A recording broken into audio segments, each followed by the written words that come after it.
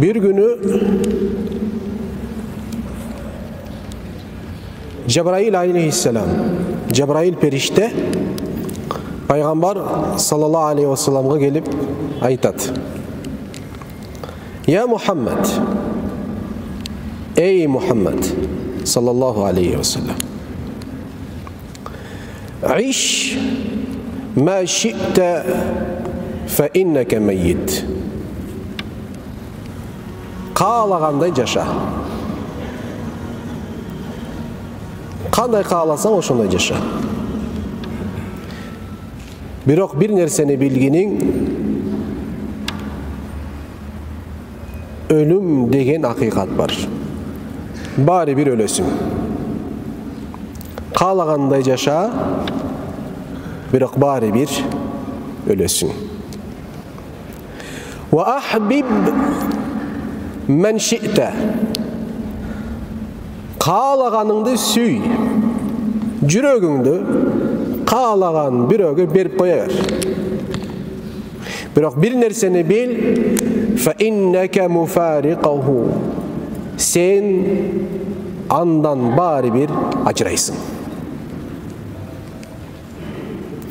Каалаганыңды сүйөр, бирок андан баары бир ажырайсың. Вa'mel ma şi't. Kalagan nerseňerdi, kalagan amalыңды кыла бер.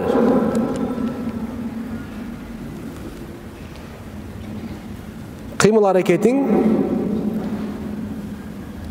жүрөгүңдөн кандай кыймыл аракет кааласаң, ошол кыймыл аракетти кыла бер. Бирок бир нерсени билгениң, fa innaka majziyun bihi. Sen ошол кылган амалыңа эртең Алланын астына барып туруп, эгерде жакшы болсо жакшы, жаман болсо жаман жаза аласың. Fa innaka majziyun bihi. Sen кайсы амал кылган болсоң, ошол амалдын жоон ошол жерде аласың. Бул Джабраил алейхиссаламдын Азрети Пайгамбар саллаллаху алейхи ва салламга айткан сөзү. Пайгамбар өзү каалагандай жашап жатат. Пайгамбар өзү каалаганын сүйүп жатат. Пайгамбар каалагандай амал кылып жатат да.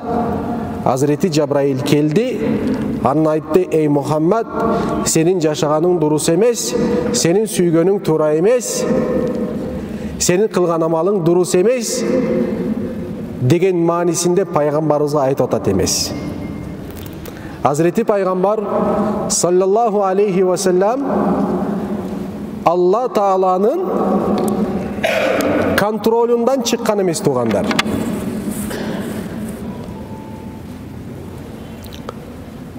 Ва ма янтиqu анил хава ин хуа илля вахю юха дейт Алла Таала пайгамбарыбыз жөнүндө. Эгерде Мухаммад бир нерсе сүйлөп жаткан болсо, Muhammed sallallahu aleyhi ve sellem bir nerse süylöp жаткан болсо, анын süylөгөнү бир гана Кудайдан ага түшкөн аян болот, вахий болот дейт, кабар болот дейт Алла субхана ва таала. Түшүнүктүү да. Демек андай болбосо, анда кимге айтылды? Акыйкатта Азрети Пайгамбарга келип Джабраил алейхиссалам пайгамбарлардан башка бирөөгө көрүнбөйт. Cebrail aleyhisselam'dın jaratılууsu жана ага ошондой вазипа берилүүсү бир гана эмне үчүн болуп атат? Алла Таала менен пайгамбарлардын ортосунда кайсы кызматты аткарып атат? Элчи кызматын аткарат.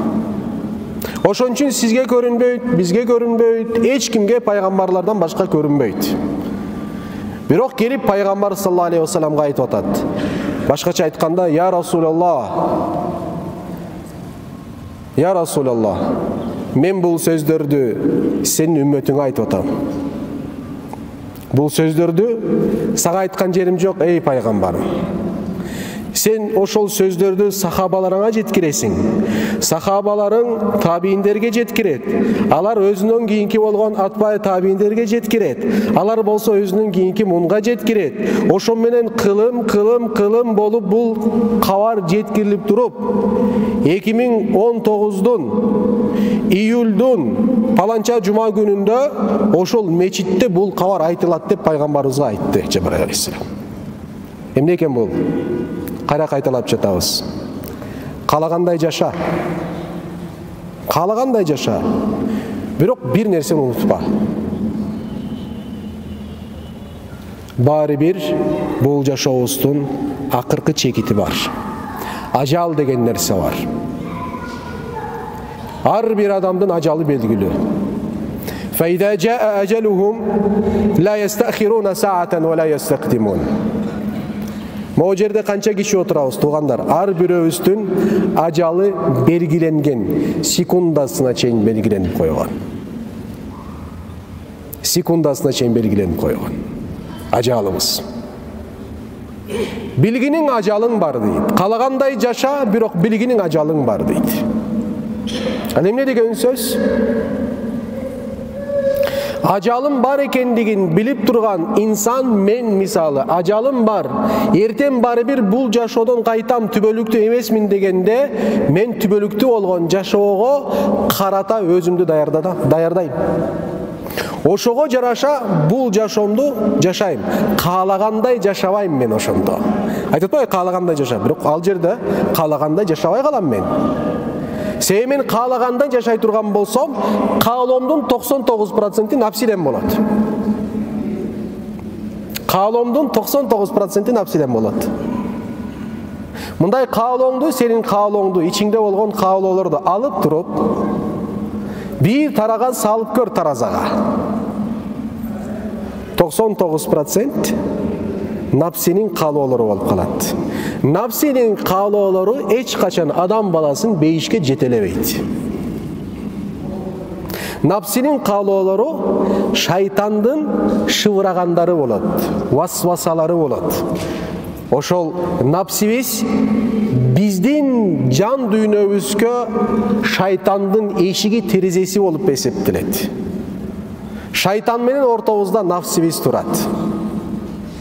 Ошол напсибиздин каалоолору негизинен бизди туугандар бейиштен алыстатат. Маниси бул сөздөрдүн. Ошон үчүн каалагандай жаша, бирок баары бир өлүм бар, баары бир өлөсүң. Каалаганыңды сүй, бирок андан ажырайсың дейт. Каалаганыңды сүй, бирок андан ажырайсың. Ажырайсың деген сөздүн мааниси сенин сүйүң түбөлүктүү болбойт дейт. Сенин сүйүң түбөлүктүү болбойт. Бир нерсеге сүйүң болот. Бир нерсеге сенин сүйүң бир себепке байланыштуу болгон бир сүйүү болот. Бир кишини сүйөсүң, же сулуулугу үчүн сүйөсүң, же сулуулугу үчүн сүйөсүң, же характери үчүн сүйөсүң, же улуулугу үчүн сүйөсүң, же болбосо акчасы үчүн сүйөсүң. Эмне үчүн сүйөсүң? Жөн эле сүйөм. Жөн эле сүйө албайсың эч качан. Жөн эле деген нерсе жок. Бир нерсе үчүн сүйөсүң. Бирок ошол нерсе ал инсанда жоголгон сайын сенин ага болгон сүйүң өчөт. Сүйөм, күйөм, сулуулугу үчүн деген сулуулугу кетет. Сени сүйүң да ошол сулуулук менен кеткен сулуулук менен кошо кетип калат. Акча андан бетер, андан жаман. Себеби акча туруктуу эмес, бир бар, бир жок. Сени сүйүң да бир бар, бир жок кылып, сени башаламан кылып, жинди кылып коет. Бир бар, бир жок болот. Мансап да ошондой, башка нерсе да ошондой. Ошон үчүн каалаганыңды сүйө бер, бирок андан ажырайсың дейт. Андан ажыраган сайын баягы сүйүүдөн сенде эч нерсе калбайт. Ошол себептен эгерде сүйө турган болсоң, сүйүш керексиң. Кимди сүйөсүң? Эч качан жоголбогон. Түбөлүктүү бар болгон. Түбөлүктүү бар болгон.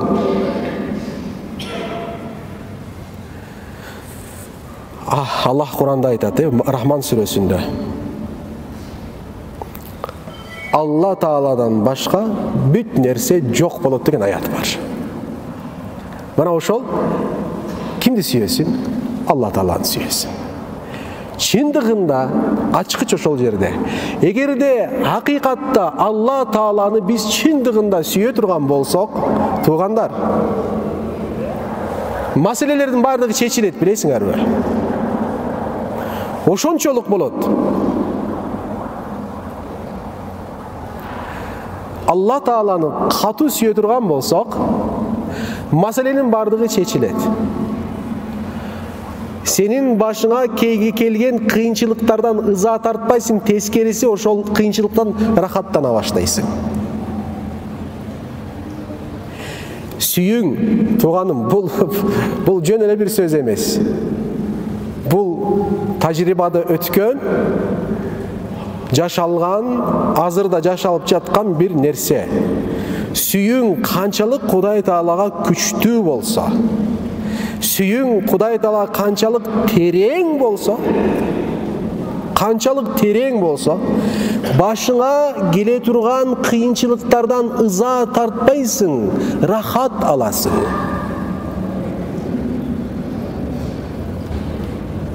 Эмнеге? Бир гана ой, бул кыйынчылык кимден келди деген ойдон эле рахат ала баштайсың. Кудайман келди дейсиң, сүйүктүмөн келди дейсиң сен бул нерсени. Ошон үчүн каалаганыңды сүй, бирок андан ажырайсың. Ошол себептен мааниси эмне? Ажырагыс болгон бир сүйүү болуш керек. Ал сүйүү түбөлүктүү болгонго гана арналганда ажырагыс бир сүйүү болот. Түбөлүктүү бир эле зат бар. Ким? Аллах субханаху тааля. Аллах субханаху тааля. Каалаганыңдай амал кыл, бирок ошол амалдын натыйжасын аласың. Натыйжасын аласың. Буну баарыбыз билебиз. Азыр Бишкектин ичинде каалагандай машина айдай албай калдык. Же каалагандай айдап атабызбы? Жок. Сонун тартипке келип калдык. Тартиптүү болуп калдык. Машалла. Туугандар, бизди өзгөртүш 5 эле мүнөт экен да. Шофёрлор, бизди өзгөртүш өзү оңой нерсе экен да. Эң мындай бизге оор болгон, сүйкүмдүү болгон яблочка уруп койгон болсо, яблочка. Ошондо биз сразу тартып келип калабыз, 3000 сом, 4000 сом, 5000 сом, 10000 сом. Бирок билесиңер, туура эле болду. Туура эмес жагдайлар толтура, бирок өзү философиясы туура болду, билесиңер. Кичине тартипке түшүп калдык. Алхамдулилlah. Эмелер азайып атат. Пешеходдор, өзгөчө пешеходный проходдорду карагыла. Алхамдулилlah, кысылып, кымчылып. Өткөндө Facebook'та бир пост жазганмын, бир эжекебиз бирөө түм эле жулкунат да. Эмне эле жулкунат десем, карасам камера жок турбайбы ал жерде. Жулкунат. Баламды көтөрүп алып пешеходдон өтүп баратсам, түм эле жулкунат. Эми турдум, айдасаң эми мен эметсең эмете берем, эмне кылайын башка деп. Жок, тез эле тез дейт. Ой, бирок мусулман камера, биз деген камераны жакшы түшүнүш керекпиз, карагыла, камера субханалла, азыр түшүп калам, чирт этип калат, анан бактылуулук байгы каттары келип калат, баланча быстанча маселеси, Бирок Кудай Тааланын бизге жандырып койгон метафора бул, метафора. Анда нерсе жок. Бирок Кудай Тааланын бизге жандырып койгон 24 саат камерасы такыр өчпөйт. Бир канча камераны атышыптыр. Кеминде кайсы жерде билесиңер, атышып камераны эметип койтур. Бир камера канча 300 эмеде триногалар бар го, триногалар, 3 буттуу камералар. Бири $300,000 турат. Бирөөлө $300,000 bunun baası. Булардын да ошончолук кымбаттуулугу бар да, бирөөлөр атыптыр. Бул да туура эмес. Бул да туура эмес. Бирок Кудай Тааланын камерасы 24 саат чиртетип турбайбы? Эч бул нерсени ойлодуңбу эч?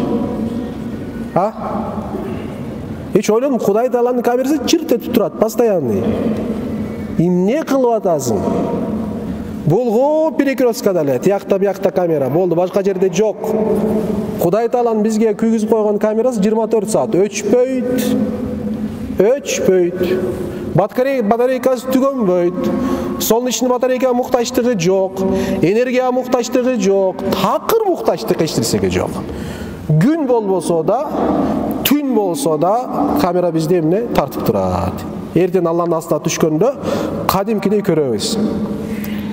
Мына могу жерде мындай болду, тигинде болду, мындай болду. Апелляцияга бере албайсың, болду, бүттү. Кайра кайталасыңбы?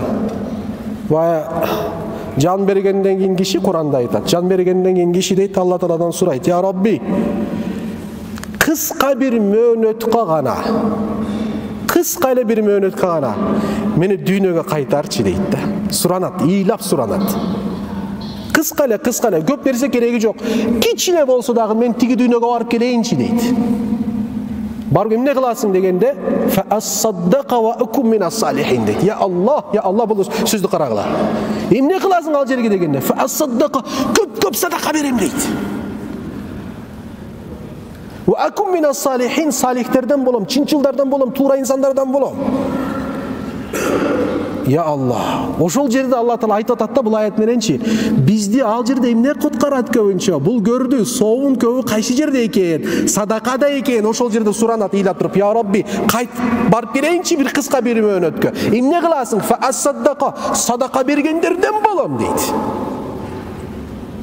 Намаз окуп келем, тигиндей кылам да, садака бергендерден болом дейт. Я Аллах. Хайрун нас анфаун нас. Инсандардын эң жакшысы, эң пайдалуу болгон дейт пайгамбар саллаллаху алейхи ва саллям. Эң жакшысы, эң пайдалуу болгону дейт.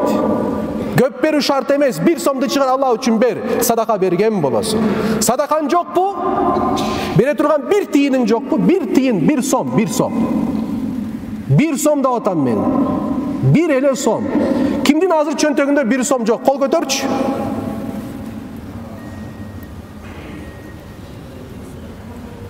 Жаныңдагы бөлүшсүн. Бар? Менде жок. Кабинетте жок. Менде жок. Кабинетте. Бирок чөнтөгүңүздө 1 сом бар да. Ар бирөө чөнтөгүңүздө 1 сом бар. Ошол 1 сом эле берген болсоң, садака берген болосуң. Жок болсо, жок дейли. Эмне болот? Кошунага жылмайып кой, азыр карап. Кимдин чөнтөгүндө 1 сом азыр жок болсо, бир карап жылмайып кой чөнтөгү. Жылмайып кой. Садака болот, сен тиге садака берген болосуң, билесиңби? Әт-тәбәссүму садакатын, пайгамбарыбыз айтат. Жылмайып коюу эмне дейт? Садака. Биздин динибизден да оңой дин барбы? Бергилечи ошон дин барбы ошондо? Биздин дин. Субханалла. Садакасы жок адам садака берүү мүмкүнчүлүгү бар шариатта. Жылмайып эле кой. Ага да сараң болсоң, анда адамдыгынан шектен деген сөз да. Бир жылмаюудан да тартылып аткан болсоң, анда сен билбейм, сен кимсиң анда. Капкара пессимист адамсың деген сөз да, андачы. Капкара пессимист экенсиң. Ичиң тышың кара деген сөз. Бүттү. Бирок бияка келиптирсиң сен. Көрдүңөрбү? Жок. Жакшылыктан башка жол жок. Только жакшылыкка жол бар, алхамдулилlah. Бул айткан нерсе амалдап атпайбыз, карагыла. Туугандар. Бирок эмнегедир бизди шариат жагынан жолдогу акылдуу шаардын проекти болгон ошол камералар бизди тарбиялап койгондой, жол эрежелери маселесинде эмнегедир Куран Карим бизди андай тарбиялап жатпайт. Эмнегедир баягындай эле жашап атабыз, уурдап атабыз.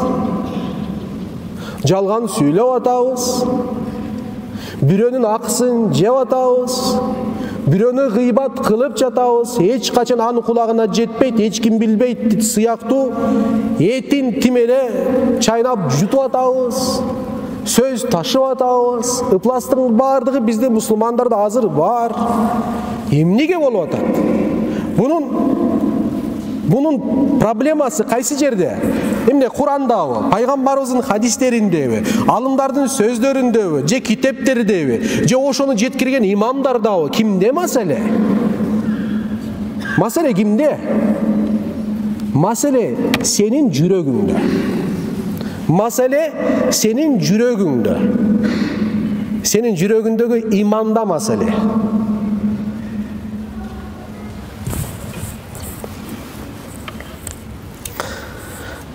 3-4 gün murun 5 minut бар. Атын айтпай эле коеюн, бирок бизге бир сабак болсун. Маселе иманда да атпайбызбы? Ашканалардын бирөөсүндө, шаарда ашканалардын бирөөсүндө ээси мага чалып атат. Ажыке, сиз менен сүйлөшүш керек болуп атат дейт. Мен айттым, мен азыр мечитте эмесмин, анан жумушта эмесмин, сабакта өтеге факультетте эмесмин мен. Эртең болом десе макул, анда мен WhatsApp'тан айтайын десе макул айтыңыз деп WhatsApp'тан мага айтып атат. Ажыке, мен жумушканан ачкандан бери бир кыз иштейт дейт менде. Өзү бул университетте окуйт. Кыргыз-Түрк Манас университетинде окуйт. Биринчи, экинчи курс ошондой. Бою кыска дейт. 1,5 метр бою кыска, 1,5 метр дейт. Жумуш иште ачканда ошолорду бирөөнү официант кылдык, бирөөнү тигиндем да жумушка алдык тагын. Биринчи идиш аяк жууп посудомойка болуп иштеген дейт. Анан бир күнү келди, мен посудомойка болуп иштей албайм. Эмнеге? Менин ошондой бир оорум бар, мүмкүн эмес. Макул, анда сен кассага тур деп кассага турубуз койдук дейт. Кассада бир аз иштеди, анан официант болуп да иштеди, тигинде мындай. Анан эми сурадым дейт, сен мага айтчы, мүмкүн мен сага бир жардам тиер, бир нерсе болот, сенде кандай маселең бар дептир. Кандай маселең бар дегенде тиги кыз уялып айтыптыр, эми бир жумада билесиңер, силерге баягы альхамдулилля дегендин бир маанисин түшүндүрдүк. Альхамдулилля, эмнеге альхамдулилля? Альхамдулилля. Бир мисал айттык. Ажатканага барып туруп, ажатканадан кийин чыкканда дуа бар, пайгамбардын бизге үйрөткөн дуасы. Кайсы сөз менен башталат? Ажатканага кирип, ажатканага чыккандан кийин бир дуа окуйсуз. Кайсы сөз менен башталат ал дуа? Альхамдулилля менен башталат. Альхамдулиллахиллази азхаба аннал аза ва афани. Туалеттен чыккандан кийин дагы эмне кылабыз? Кудай Таалага шүгүр келтиребиз. Альхамдулилля, я Rabbi. Мен бул нерсенин маанисин өткөн ошол киши менен сүйлөшкөндөн кийин дагы терең түшүндүм бул маанисин. Бул кыздын онкологиялык оорусу бар экен. Канча жылдан бери ажатканага бара албайт экен. Канча жылдан бери ажатканага бара албайт экен. Анан ошондо кыйналып атыптыр. Операцияга акча керек, канча керек, тигини мынчалык сумма керек. Ошону жыйнаш керек. Анан ата-энеси да колу жука аябай эле. Тигинде мындай болгон экен. Анан иши кылып караштыра баштадым дейт. Мүмкүн жардам бере алам деп тигинде мындай кылып туруп, анан бир күнү алгыс келип калды. Ошол ээсине айтып атат экен да, менин маселем Кудай буйруса чечилет дептир. Докторго барып туруп мен операция болом. Биякта операция болбойт. Азыр Москвада да, азыр кыз Москвада да сложный операция болот экен бул кызчы. Ошон үчүн август бир ай толук исследование болуп туруп, анан операцияга жатат экен. Азыр кабар келди ал кыз жөнүндө. Анан айтып атпайбы? Менин маселем чечилди. Эмне дегенде айтат да, Германияда бир эжем бар, бир жерде Германияда бир немистердин колунда иштейт экен, бай немистердин. Ошо айтып турган, немистер жактырыптыр буну иштегени. Сенин жакшы туугандарың болсо чакырып башка үй бүлөгө да иштетебиз деп макул дептир дагы бул кызы чакырыптыр. Бул кызы чакырса кыз болду. Серьезный бир компания бүт виза барды кылабыз деп жообун бардыгын берип, макул кетем деген жерден бир күн келди дейт, настроениясы жок. Эмне болду десем, жок, мен бара албай калдым, барбайм дептир. Эмнеге барбайм? Айтыптыр, булар мага айтышты дейт. Барасың, иштейсиң, бирок бир шарты менен. Шарты эмне? Жолугуңду чечесиң дептир. А сен эмне десе? Мен эч качан Алла Тааланын мага берген буйругуга каршы чыкпайм дептир бул кыз. 19 жашта бул кыз. 19 жашта. Жолугу менен Аллахтын буйругу болгон жолукту кийди. Куранда буйрук бар. Бул мусулмандар өзү тапкан жери жок. Мен мусулманмын деген аял жолук кийүүсү милдеттүү бул. Каласа калабаса парз болот бул. Бунун башка жолу жок. Жок башка жол. Анан бул киши айтат атпайбы, ошол ээси ыйлап айтат атат мага. Ыйлап айтат, мен өтө таасирлендим. Мениндей досторум бар. Мындай сакал, машалла, иншалла, тигиндей мындай. Бирок бул кызчалык бир нерсе кылган эмес дейт булар. Кээ бирде ошол кызды алып барып, мына иман, акыйкат иман ошол болот деп айткым келип калат дейт да. Кудай Тааланын буйругу. Жөн эле ма кээ бирөлөр бар. Окуу жайга кирүү үчүн жолукту чечсе, чече бер кире бер эчтеке болбойт дегендер да бар да. Бул кызды карагыла, субханаллахи алазим. Кээ бир карындаштарыбыз бар. Кичине кыйынчылык болуп калса эле жолугун чечип коет. Эмне болсо ата энем, эмне болсо тигилер, эмне болсо досторум, эмне болсо аяштар, карындар. Айнанайын. Сенин маселең бул кызчалык барбы сенин маселең? Кыздын жашооңду танда деген сөз. Булардын айткан ошол да. Себеби тияка барат, акча иштейт, 10, 15, 20 миң доллар келип операция болот бул кыз. Акчасы жок кыздын. Айтыптыр. Бул эмне түзмө-түз? Диниңди тандайсың, ден соолугуңду тандайсың. Бул кыздын жообу мындай болуптур. Диним болбосо ден соолугум эмне кереги бар дептир. Диним болбосо ден соолугум эмне кереги бар, мен барбайм дептир. Келип ошого айтып атса, бул киши Алланын экөөнүн сыноосу. Тиги ашкананын ээси менен бул кыз экөөнүн ортодогу сыноо. Бул эркек киши экен. Связь тияк-пияк кылып туруп Москвага жөнөттү, азыл кызды каратып атат. Мага ажеке дейт. Бул менин сыноом. Иман бул. Тиги ашкананын ээсинин иманы иман, бул кыздын иманы иман, экөө имандан катуусын алып атат азыркы учурда. Мындай сырттан караганда оңой эле маселе. Эмне жолук, чүпүрөк барбы жокпу айырмасы жок. Андай эмес. Кудайдын буйругу бул. Айтып атпайбызбы? Эмнеге камерадан коркуп атабыз, бирок Курандан коркпойбуз. Себеби биздин иманыбыз ошол кыздын иманычалык жок, туугандар. Бул кыздын иманычалык жок. Бирок ага шариаттан жол тапсаң болот. Бул шариат жок, Кудайдын буйругу. Буйругу болду, ошол буйругу. Мен ошону аткарам дейт, болду. Иман ошол. Аллах субхана ва тааля иншалла бардыгыбыздын иман ошол кыздын иманы сыяктуу болсун, достор. Туугандар. Түшүнөлү бир аз. Ойлонолу бир аз. Азыркы айткан сөздөр да ошол мааниде. Каалагандай жаша, баары бир ажал келет. Каалаганыңды сүй, баары бир ажырайсың. Каалаган ишиңди кыл, баары бир жоопко тартыласың, дейт Жабраил алейхиссалам. سبحان ربك رب العزة عما يصفون وسلام على المرسلين والحمد لله رب العالمين. Даг бир нерсени кошуп коеюн. Биз колубузда болгон ниматка ээ боло албай жатабыз, исламга ээ боло албай жатабыз. Исламда ошол бизге ниматка берген ниматка я Рабби шүгүр деп айтпай жатабыз. Бирок буга зар болгон инсандар толтура. Бүгүн ошолордон бирөөсү келди. 5000 алыстыктан бир аял келип туруп бүгүн биздин кабинетте исламды кабыл кылды. Эшхеду ан ла илаха иллаллах ва эшхеду анна Мухаммад абду ва расулу деди. Эң бактылуу инсан болду, караңыздар. Биз колубузда болгон алтындын ошол кадырын, алтын менен тете болбойт, бирок бул сөз да туура эмеспи? Баркы жок, бирок тиги жерден келип туруп исламды издеп, тауып туруп кетип атышат.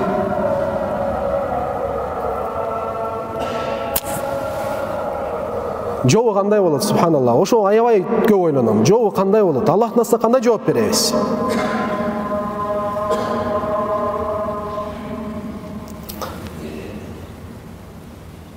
Эртең акыретте биздин оозубуздан чыккан нерсеге биз жооп беребиз.